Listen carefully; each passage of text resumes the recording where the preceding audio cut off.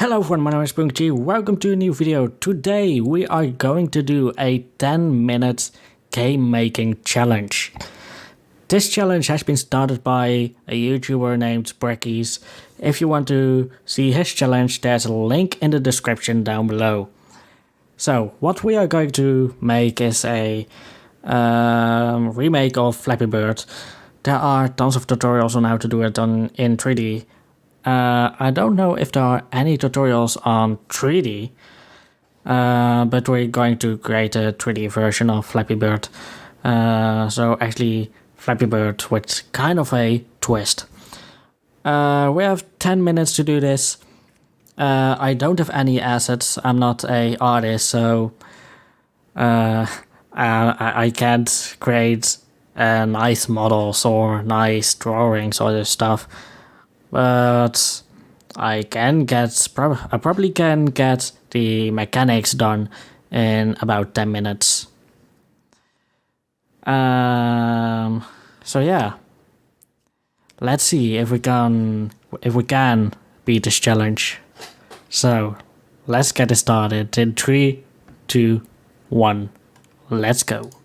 Okay, so what I'm starting is with the scene, removing the lightning, creating cubes which need to represent the pipes. I wanted to give it a appear out of nowhere kind of feel, like there's a fog in the distance, by creating by the spotlight on the camera. And I wanted to give the camera a bit of an angle, not like it's a 2D scrolling thing. No, that it's actually that you see it's 3D, and the pipes are appearing out of nowhere. I'm creating scripts and I probably get coding right now. Yes, I get coding.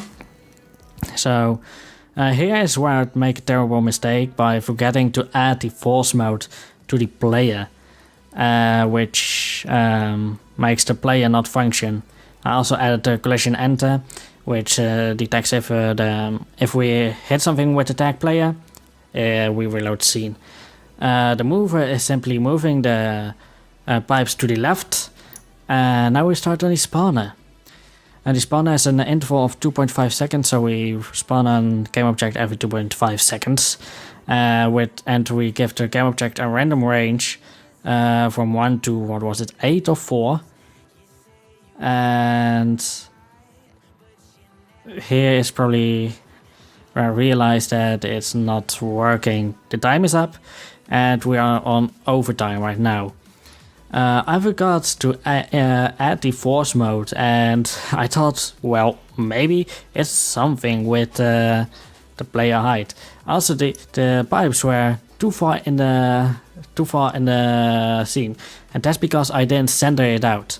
So I didn't want to fix that. I didn't want to touch that game object anymore because it's supposed to be done. So it worked really quick, and it didn't take long for me to realize I forgot to add force mode to the add force of the widget body. Here you can see the game working. I will do a slow-mo right now. So here you can see me playing the game and how much I suck at my own game. Okay, no, it's not my own concept. It's from someone else, but I remade the game in a 3D environment. It was a fun project, and I needed some overtime, which was, I just calculated it, and I needed 5 more minutes to tidy the code a bit up and make that gap from those pipes, cubes, but let's call them pipes for now, a little bit bigger. So everything together took me 5 minutes. What took me the longest was to realize I didn't apply the force mode to the add force from the widget body, and that screwed me over. If I didn't forget that, the game was working. If I had realized sooner that the game objects weren't centered, I would have definitely got this done within 10 minutes. But I made 2